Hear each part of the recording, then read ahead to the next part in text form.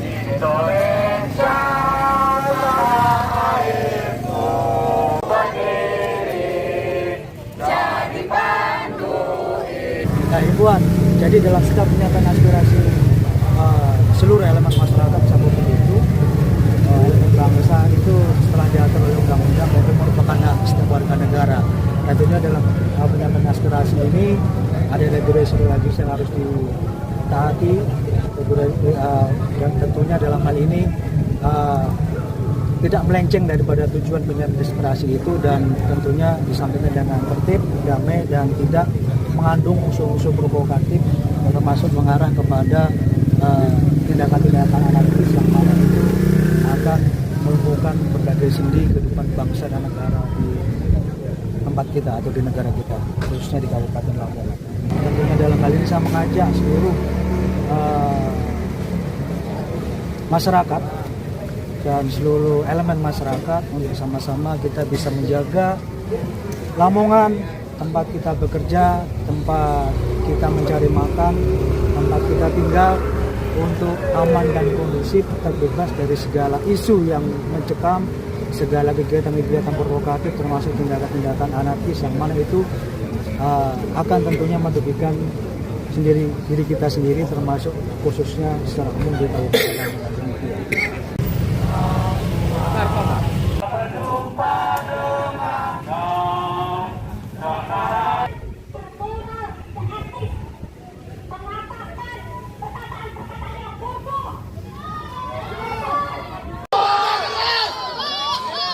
Maju! Maju! Cukup!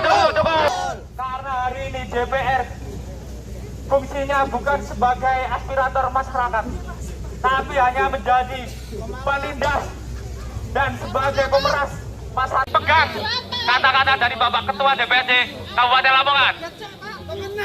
Dengar? Bahwa memang sentralisasi karena itu sudah menjauh.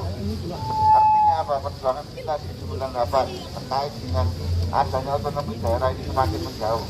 Di seluruh Indonesia hari ini kita melihat banyaknya. Pak senyum Pak, 1, 2, 3. Untuk aksi tadi dilakukan oleh teman-teman IAMM. Dan tuntutannya adalah yang pertama terkait dengan kenaikan tunjangan atau kenaikan gaji DPR RI yang sebenarnya nggak ada hubungannya dengan kita karena kita tidak ada kenaikan tunjangan. Tapi ini adalah aspirasi sehingga ini perlu saya bahas dan saya bawa ke baik dari internal partai saya ataupun nanti saya sampaikan kepada DPR RI dalam hal ini komisi yang membidangi itu yang pertama. Yang kedua, yang saya sepakati itu adalah terkait dengan adanya sentralisasi baru dari pemerintah yang sebenarnya sudah tidak ada kesinambungannya dengan otonomi daerah yang sudah diperjuangkan pada reformasi 99. Jadi semuanya agaknya memang kita dikasih anggaran, tapi anggaran itu sudah diplot sana dan tak kayak iki, tapi kanggo iki dan sebagainya, sehingga kita di daerah itu hanya bisa memaksimalkan PAD untuk menentukan kegiatan yang memang benar-benar urgent dan dibutuhkan oleh masyarakat.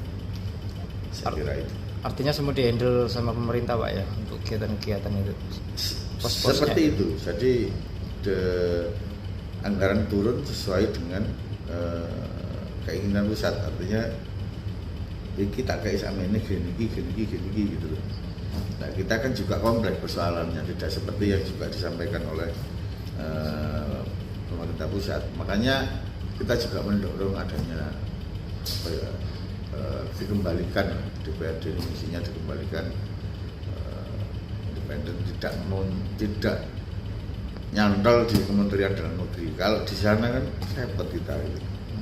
Kita persoalan ini adalah persoalan bangsa menurut saya, persoalan kita bersama. Maka saya berharap ini cepat selesai dan kemudian perekonomian bisa tumbuh, masyarakat kita bisa hidup rukun, damai dan sejahtera. Saya kira itu.